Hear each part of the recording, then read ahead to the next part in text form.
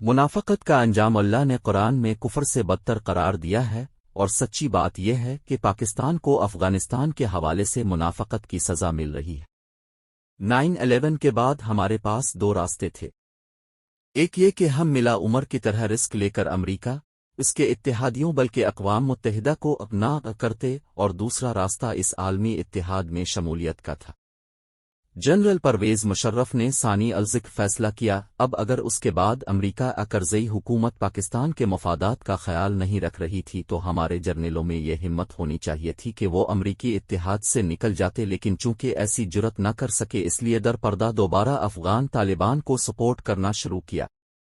एक तरफ अमरीका के इत्तेहादी थे, इसके बदले में इससे डॉलर भी ले रहे थे, इसको ज़मीनी रास्ता भी दे रखा था, ड्रोन के अड्डे भी दे रखे थे। मिला अब्दुस्सलाम ज़ईफ़ और डॉक्टर गैरत भेर को गिरफ्तार करके अमरीका के हवाले भी किया। मिला उबैदुल्लाह अखूंद और मिला बिरादर जैसे तालिबान के अहम रहनुमाओं को अमरीकी खुशनुदी के लिए गिरफ्तार भी किया, लेकिन दूसरी तरफ तालिबान की पाकिस्तान के सरहदी इलाकों में मौजूदगी और सरगर्मियों से सिर्फ नज़र किया, जिसकी वजह से वहां टीटीपी को पनपने का मौका मिला। दूसरी तरफ हमारे जर्नल साहिबान ने एमएमए और इमरान खान को मैदान में उतारा, जो अफ़गान तालिबान के हक़ में और अमरीका के खिलाफ अब फिर ड्रोन हमलों के खिलाफ तहरीकें चला रहे थे। मीडिया पर दानिश्वरों और दिफाई तज्ज़ियाकारों को ये हिदायत थी कि वो अफ़गान तालिबान को अच्छा और पाकिस्तानी तालिबान को बुरा कहीं, हालांकि वो एक ही सके के दो रुख थे। अमरीका हम पर डबल गेम का इल्ज़ाम लगाता रहा, लेकिन हम ना सुधरे।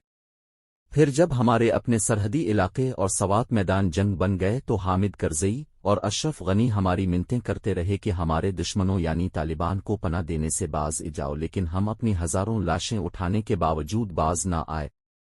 एक मरहूम जर्नल साहिब टीवी पर इकराहे तक कहते रहे कि मौर्रिख ये लिखेगा कि एक मर्तबा पाकिस्तान आर्मी ने अमरीका के हथियारों से सोवियत यूनियन को शिकस्त दी, और दूसरी मर्तबा पाकिस्तान आर्मी ने अमरीकी हथियारों से अमरीका को शिकस्त दी।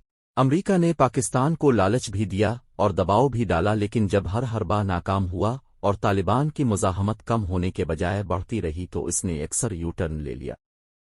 अमरीका ने क़तर मुआहिदे के तहत अफ़गानिस्तान को दोबारा तालिबान के हवाले किया। साबिक़ अमरीकी national security adviser John Bolton ने अपनी किताब में लिखा है कि जब पेंटागन वगैरह ने सदर ट्रंप को बताया कि हमारे इनखला से वहां पर अल-कायदा, टीटीपी और दाइश जैसी तंजीमें मजबूत हो सकती हैं, तो ट्रंप ने सवाल किया कि क्या वो अमरीका तक पहुंचकर दोबारा 9/11 जैसी कार्रवाई कर सकेंगे, तो उन्हें जवाब मिला कि नहीं, अमरीका को कोई खतरा नहीं होगा। जिस पर ट्रंप ने कहा कि अगर ऐसा है तो फिर मैं क्यों अपने फौजी मरवाओ है और क्यों अपने लोगों का पैसा खर्च करूं।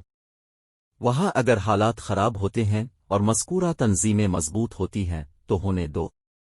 पाकिस्तान जाने, ईरान जाने, चीन और वस्त एशियाई रियासतें जाने।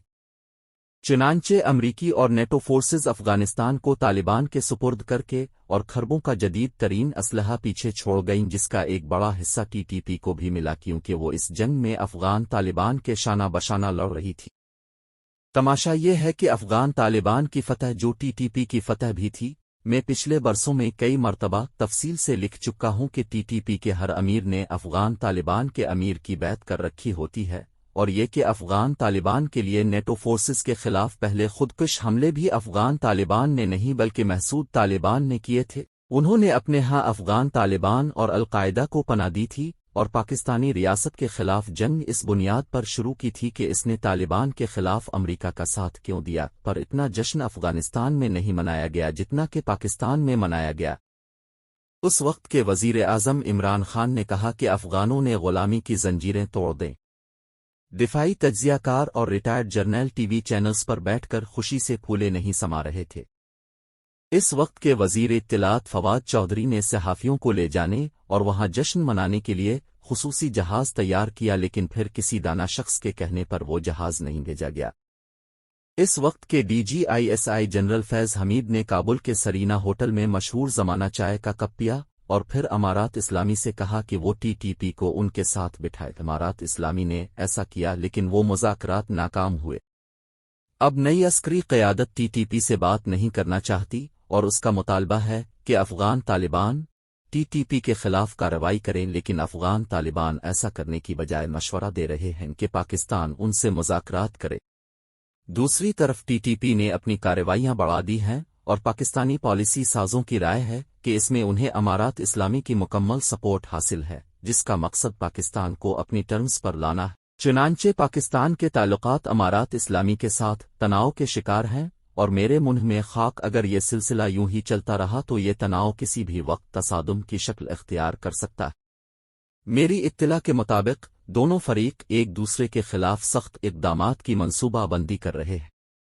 اللہ کرے دونوں فریق ایک دوسرے کی مجبوریوں سے فائدہ اٹھانے کی بجائے ایک دوسرے کی مجبوریوں کو مد نظر رکھ کر پرامن حل نکال لیں، جس کا بظاہر امکان کم ہونے لگا ہے، لیکن کیا یہ اب ان جرنیلوں، مذہبی و سیاسی رہنماؤں، طالبان کے حامی دانشوروں کا اخلاقی فرض نہیں کہ وہ جا کر افغان طالبان اور پاکستان کے مابین قضیے کو سلجھائیں، یا پھر اپنی ماضی کی پالیسیوں اور تجزیوں پر قوم سے معافی مانگیں؟